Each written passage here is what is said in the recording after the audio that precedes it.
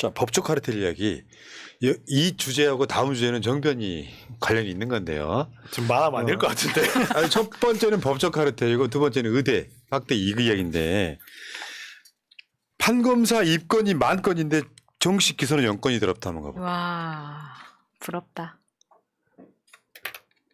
진짜 이런 게 법적 카르텔이죠. 지금 이걸 실들이 어떻게 뭘 찾는지 아세요? 판결에 불만을 품고 검사, 판사 고소권이 많아서 그렇다가 일단 나온 실드예요. 아니 판결에 불만을 품고 검사, 판사 사건 수임해 본 적 있어요? 무슨 말이죠? 아니 진짜 모르겠어요. 판검사를 그 수임하는 경우가 있냐고. 없죠. 그러니까 그 무슨 1만 건은 저거 다 자범들 아닙니까? 여기 한번 봐봐요. 표 한번 보여주세요. 맨 밑에 2023년 8월까지만 봅시다. 사건 접수가 785건이요. 그 다음에 처리한 게 0이에요. 이게 야, 나 어처구니 없네. 이래서 다 판사, 검사 하고 싶어 하는 겁니다. 몰랐네 이런 이면이 있는지. 이게 사실 이런 영향도 분명히 있을 거예요. 사건 처리 불만을 해서 고소 남발 분명히 있어요. 없진 않아요. 없진 않는데 그렇다고 해서 국민들의 평균적으로 가지고 있는 그 표준 분포에서 현저히 벗어난다면 그건 또 문제가 있는 거거든요. 근데 지금 보면 검사가 5,809건, 판사가 4,812건인데 이 중에 단 한 건도 안 됐다는 거잖아요. 그러면 보통 이제 형사 사법 정책 하시는 분들은 보통 전체 인구 비율의 0.1% 정도를 잡아요. 범죄자의 비율을, 처벌 받는 범죄자의 비율을. 뭐 요거 그냥 단순히 그것만 넣는다고 하더라도 최소한 6건에서 10건은 있어야 되는 거거든요. 물론 이제 그렇게 할 수는 없죠. 이분들이 워낙 준법 정신이 강하시니까 일반 국민하고 다를 수 있지만 단 한 건도 없다는 거 분명히 비정상적이죠. 그리고 우리가 이 애를 너무너무 많이 봤잖아요. 많이 봤잖아요. 너무너무 많이 봤기 때문에. 그러니까 이거를 카르텔이라고 해석하건 뭘 어떻게 해석하건 정말 심각한 문제는 이걸 보고 국민들이 비정상적이다 판단을 한다는 게 문제예요. 안 믿는다는 거거든요. 그렇죠. 문제는 저렇게 해서 막 분노하는 사람들이 검찰 편들려 이재명 공격하려고. 이게 문제야. 왜 이번에 계속 이야기 나오고 있는 이정섭이 골프장 사위 잘못된 거잖아요. 불법이잖아요. 그럼 처벌 받아야 되는데 내가 저지른 죄를 갖고 있는 죄를 이재명 기준으로 윤석열이 말하는 계속 1년 동안 털면 이재명 식으로 털면 검사들 솔직히 말씀드리면 단 한 명도 살아남을 놈 없다. 살아남을 놈 없죠. 예, 제가 봤을 때는 그 기준으로 털면요 이문정 검사님도 나올지도 몰라요. 진짜입니다. 없는 걸 창조해 버리시잖아. 근데 최근 5년간 검사표 다시 보여주세요. 이게 지금 우리나라 검사 숫자가 몇 명입니까? 2,000명 정도 되지 않아요? 근데 어떻게 이게 접수된 게 막 5,000건, 그중 이렇게 되고 기소된 게 한 건. 근데 5,000건 중에서 한 개만 어쩔 수 없이 기소했다는 거 아닙니까? 그것도 정식 기소도 검사. 네, 검사가. 그러니까 이거는 진짜 말이 안 된다는 거죠. 지난번에도 한번 우리가 이야기를 했었지만 검찰 스스로를 기소하는 경우가 과거에 0.13에서 0.07로 떨어질 정도로 본인들의 카르텔을 더 공고하게 만들고 있는 상황이에요. 그걸 하려고 지금 우리 사회를 이렇게 만든 거잖아. 결국은 검사 사위 말 그대로 검사가 3번만 눈 감아주면 거지도 재벌된다고 하잖아요. 그리고 어느 순간부터 검사들이 기분이 나쁜 거지. 내가 왜 거지를 재벌 만들어주지? 내가 하면 되는데. 해가지고 자기네들끼리 카르텔 만들어가지고 대통령도 만들고 50억도 받고 얼마나 좋아. 그러다가 지금 이제 검사가 대한민국이라는 것에 권력의 정점을 섰는데 간단하게 이야기를 해서 대한민국에서 형사 사법 시스템에 검사를 통하지 않으면 되는 게 없어요. 존재하지 않아요. 단 하나도 없어요. 그러다 보니까 검사가 무엇을 하느냐에 따라서 범죄자를 만들기도 하고 검사가 무엇을 하냐에 따라서 빨래도 행주가 될 수가 있는 거예요. 걸레도 행주가 될 수가 있는 거예요. 그러니까 이 주제는 카르텔이잖아요. 서로 짬짬이 해버리면 이런 거죠. 형, 내가 기소한 사람 유죄 주세요.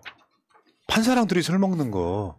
그리고 옛날에 그런 얘기 되게 많이 나왔었잖아요. 검찰청하고 법원을 띄어놔야 된다. 그런 이야기 많고 정말 우리나라가 정말 기형적인 게 검찰 건물하고 법원 건물이 나란히 있는 나라가 우리나라밖에 없을 거예요. 그것도 더 웃긴 게 뭔지 아세요? 검찰 건물이 법원 건물보다 항상 1m 정도 높습니다. 아. 항상 1m 정도 높아요. 네. 이게 참 말도 안 되는 거죠. 말도 안 되는 건데 우리나라가 지금 이런 게 있고 이렇게 보고 있으면 내가 이거 변론을 하는 게 의미가 있다 싶을 때도 있고. 자. 빨리 진행시켜보면 아까 표 중에 첫 번째 표가 판사, 네. 두 번째 표가 검사였거든요. 네. 다시 한번 참고하시고요. 근데 다 영권이었다. 결국은 그런 거죠. 저건 판사니까 안 건드리고, 저건 검사니까 안 건드리고. 그런 짓을 했는데 윤석열은 무슨 뭔 카르텔 하는데 우리나라 최정점에 있는 카르텔은 법적 카르텔이다. 그 법적 카르텔이 만든 사건이 김건희의 주가 조작을 그렇죠. 뭉개는 거. 근데 문제는 김행도 주가 조작이 등장했잖아요. 네. 근데 김범수, 그러니까 김건희랑 관련이 있는 사람들은 주가 조작이 연루가 되는 거예요. 나 근데 이 사건은 약간 미스테리로 남을 것 같아요. 뭐냐면은 지금 김범수의 그저 카카오 주가 조작 사건은 미스테리로 남을 것 같다는 이유가 뭐냐면 이거 지금 저 금융감독원 특사경이 적발한 거거든요. 특별사법경찰. 나는 금감원에 특사경이 있는 건 처음 알았어요. 저도요. 이를테면 경기도 같은 데 특사경이 있거든요. 금감원이 압수수색을 할 수 있다는 것도 처음 알았어요. 그래가지고 지금 SM 저번에 한번 SM이 팔릴 때 주가 조작이 등장했다 이런 거거든요. 이게 김범수 카카오 창업주 압수수색한다 뭐 이런 이야기인데 이게 8월에 이미 압수수색을 했고 이번에 이제 금감원에서 출석 통보까지 이제 한 단계 더 나아간 거죠. 그래서 이복현이 직접 나와서 생각보다는 수사가 신속하게 진행되고 있고 어느 정도 실체 규명에 대한 자신감을 갖고 있다라고 이야기를 합니다. 근데 왜 갑자기 카카오를 이렇게 때리게 됐을까요?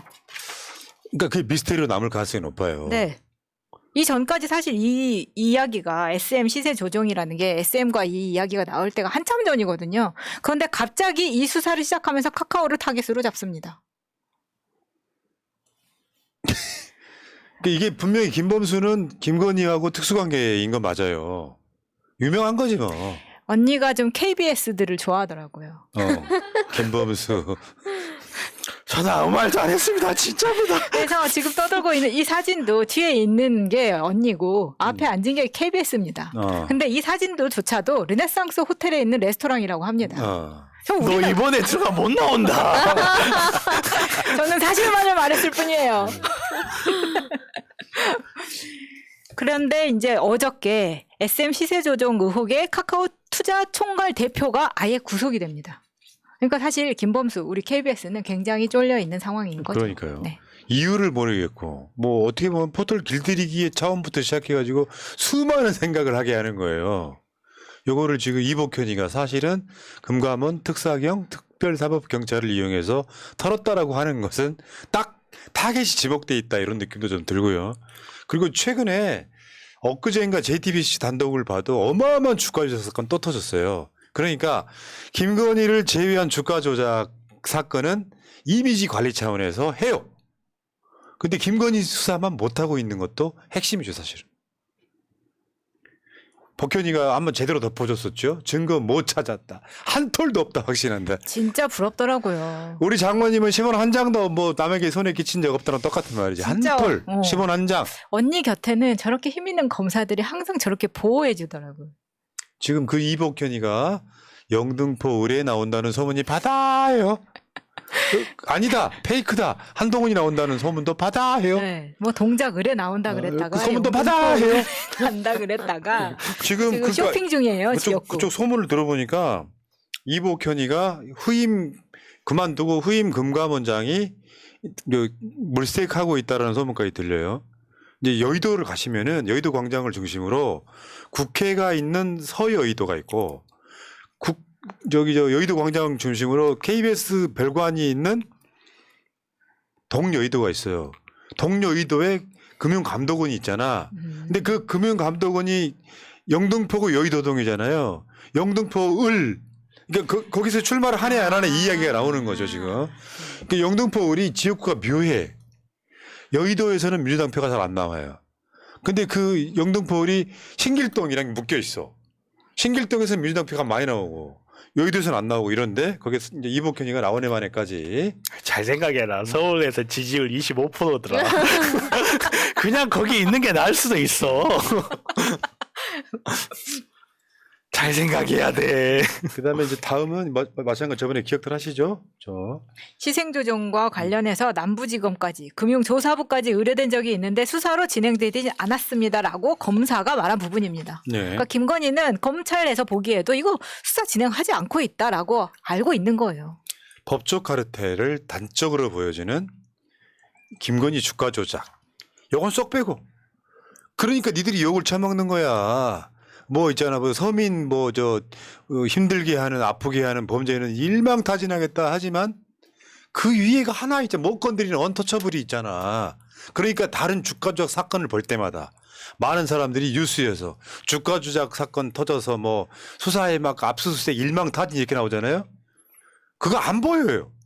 김건희는 이란 소리밖에 안 나오는 거예요. 그렇죠. 지금 주가 조작뿐이 아니에요. 재개발, 문서 위조, 뭐 이런 잡범부터 시작해가지고 굵직굵직한 범털까지 볼 때마다 두 분 이름만 생각이 나죠.